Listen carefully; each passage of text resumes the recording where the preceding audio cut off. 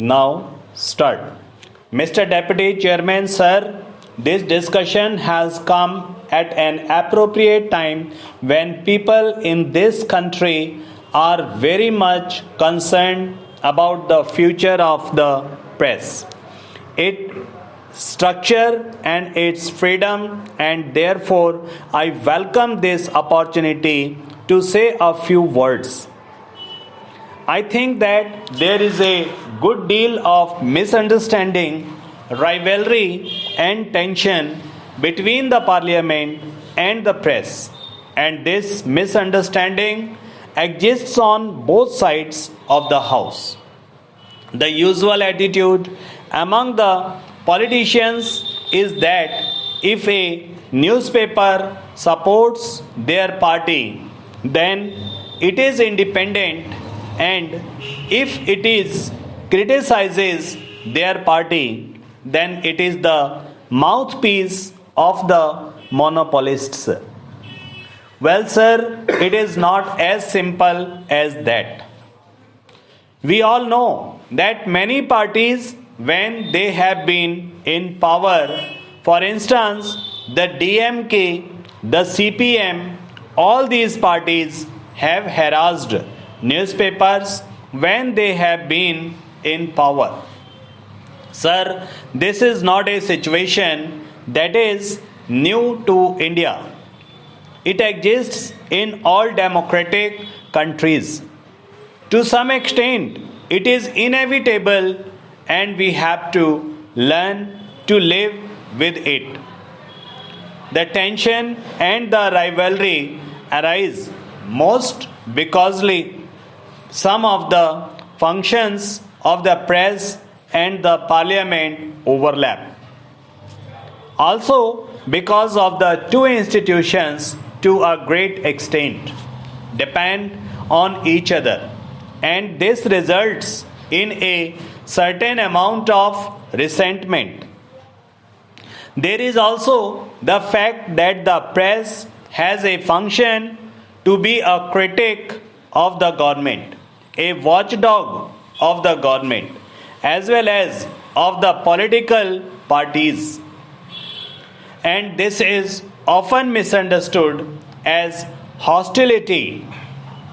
But in our situation today, where we are still building a democracy, where democratic institutions have to be built up and sustained, and where our freedom has to be maintained, I think it is essential to create rather more cooperation and understanding between the press and the parliament. I believe, sir, that one of the important functions of the press council could be and should be to act as a link between the parliament and the government on the one hand, and the press and the public on the other. I feel that some of the misunderstandings that have developed since independence between the press and the government are due to certain historical reasons. Before independence, the national newspapers existed for the national movement. There was no conflict between the two.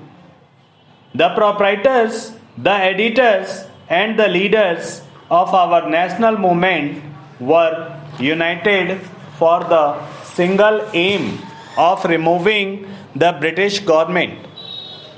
But after independence, the situation became rather different.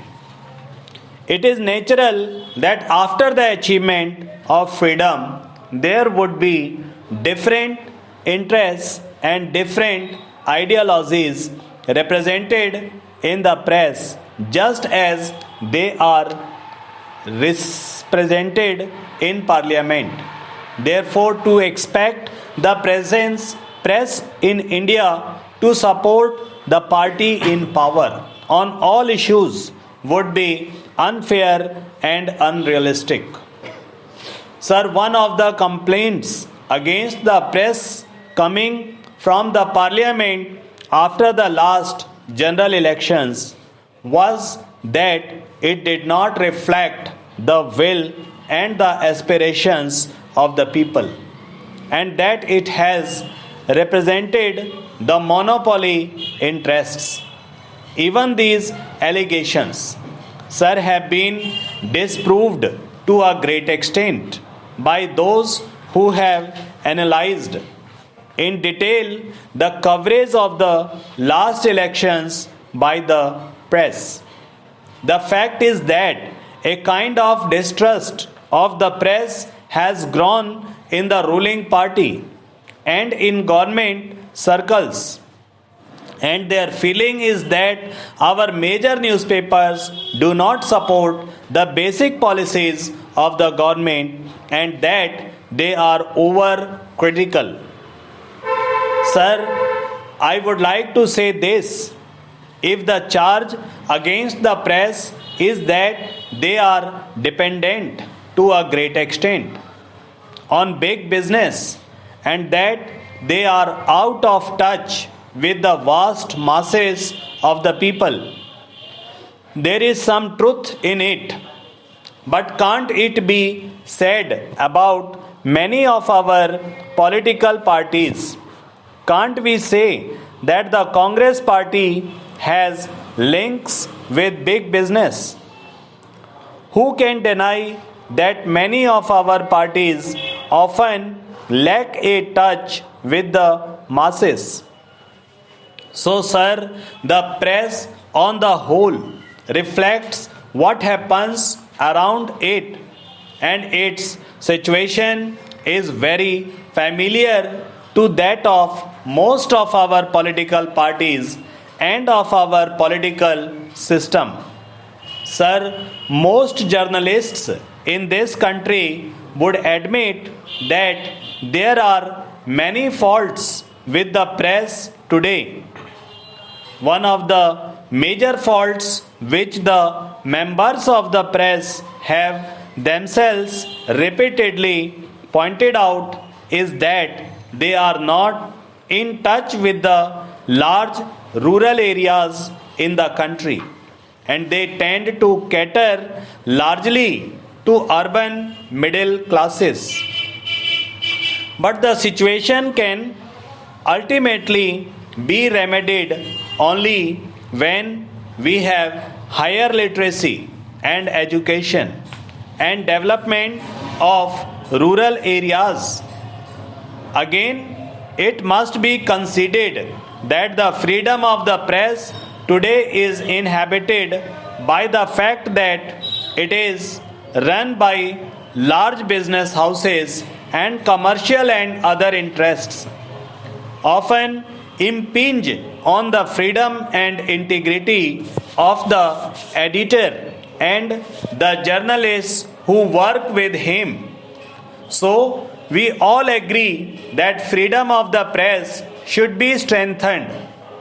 The government, the journalists, and the public are all agreed on this.